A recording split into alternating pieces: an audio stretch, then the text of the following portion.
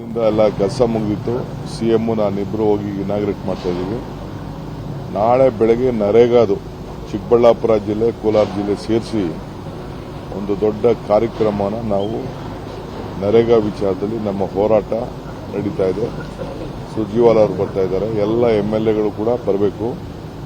ಈಗಾಗಲೇ ಅನೇಕ ಕ್ಷೇತ್ರಗಳಲ್ಲಿ ಎಲ್ಲ ಪಾದಯಾತ್ರೆ ಕೂಡ ಮಾಡಿದ್ದಾರೆ.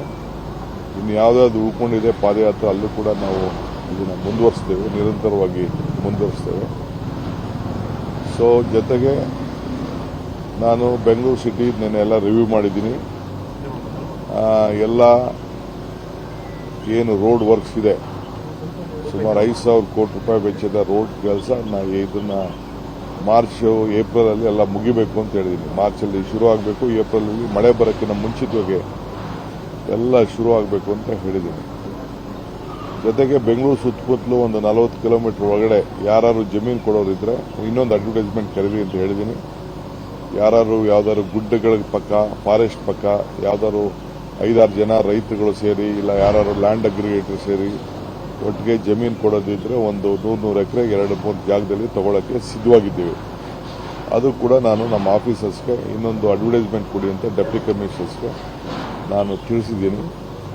ಯಾಕೆಂದರೆ ಕಸದ್ದು ಏನಾದ್ರು ಮಾಡಿ ಒಂದು ಪರ್ಮನೆಂಟ್ ಸೊಲ್ಯೂಷನ್ ಮಾಡಬೇಕು. ಈಗ 2 ಜಾಗ ಐಡೆಂಟಿಫೈ ಆಗಿದೆ, ಇನ್ನು 2 ಜಾಗ ನಾವು ರೆಡಿ ಮಾಡಿ ಇಡಬೇಕಾಗಿದೆ. ಅದಕ್ಕೆಲ್ಲ ಯಾಕೆಂದರೆ ಸಿಟಿ ಬೆಳೀತಾ ಇದೆ, ಸೊ ಅದಕ್ಕೆ ಈಗೇನೆ ಪರ್ಚೇಸ್ ಮಾಡಿಡೋಣ ಅಂತ ಮಾಡಿದ್ವಿ. ಸರ್, ಕುಮಾರಸ್ವಾಮಿ ಮತ್ತು ಪರಮೇಶ್ವರ್ ಅವರು ಭೇಟಿಯಾಗಿದ್ದಾರೆ ಏನೋ ಅವ್ರೇನು ಬಹುಶಃ ಅವ್ರ ಕ್ಷೇತ್ರಕ್ಕೆ ಏನಾದ್ರು ಇವರೇನೋ ಇಂಡಸ್ಟ್ರೀಸ್ ಮಾಡ್ತೀನಿ ಅಂತ ಇವರೇನಾದ್ರು ಹೇಳಿರ್ಬೋದು, ಮಾಡಿ ಅಂತ ಕೇಳಿರ್ಬೋದು, ಇಲ್ಲ ಅವ್ರಿಗೇನಾದ್ರು ಒಂದು ವಿಚಾರ ಇರ್ಬೋದು. State minister, central minister problems ಇದೆ, ಮಾತಾಡಿರ್ಬೋದು. ಸರ್, ಮುಂದಿನ ವಾರ ದೆಹಲಿಗೆ ಏನಾದ್ರು ಹೋಗ್ತಾ ಇದ್ದೀರಾ? ಯಾರು ಹೇಳಿ? ನೀವು ಸರ್, ಮುಂದಿನ ವಾರ ನಾನು ಹೋಗೋದು ಬರೋದು ಇದ್ದೇ ಇದೆಯಪ್ಪ. ನಾನು ಹೋಗದೆ ಇನ್ಯಾರು ಹೋಗ್ತಾರೆ? ಯಾವಾಗ ಕರೀತಾರೆ, ಯಾವ ಮೀಟಿಂಗ್ಗಳಿರ್ತದೆ, ಯಾಗೆಲ್ಲ ಹೋಗ್ತಾ ಇರ್ತೀವಿ. ಈಗ ಆಫೀಸರ್ಸ್ನೆಲ್ಲ ಮೀಟ್ ಮಾಡಬೇಕು, ಇನ್ನೊಂದು ರೌಂಡು. ಈಗೊಂದು ಯಾವುದೋ ಒಂದು ಅರ್ಬನ್ ಪ್ಲಾನಿಂಗ್ ಅಂತ ಒಂದು ಇಶ್ಯೂ ಇದೆ, ಅದ್ರ ಬಗ್ಗೆ ಕೂಡ ಒಂದು ಡೀಟೇಲ್ ಬಂದಿದೆ. ನಮ್ಮ ಆಫೀಸರ್ಸ್ ಕಳಿಸ್ತಾ ಇದ್ದೀನಿ, ಮೋಸ್ಟ್ಲಿ ನಾಳೆ ನಾಡಿದ್ದು ನಮ್ಮ ಆಫೀಸರ್ಸ್ ಹೋಗ್ತಾರೆ. ಅದ್ರ ಬಗ್ಗೆ ನಮ್ಮದೊಂದು ಡಿಮ್ಯಾಂಡ್ ಆಗ್ತಾ ಇದೀವಿ.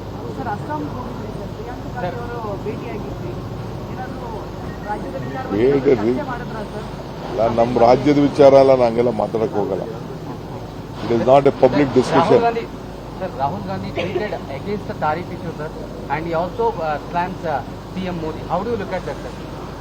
See, Rahul Gandhi is doing whatever is in the interest of the country.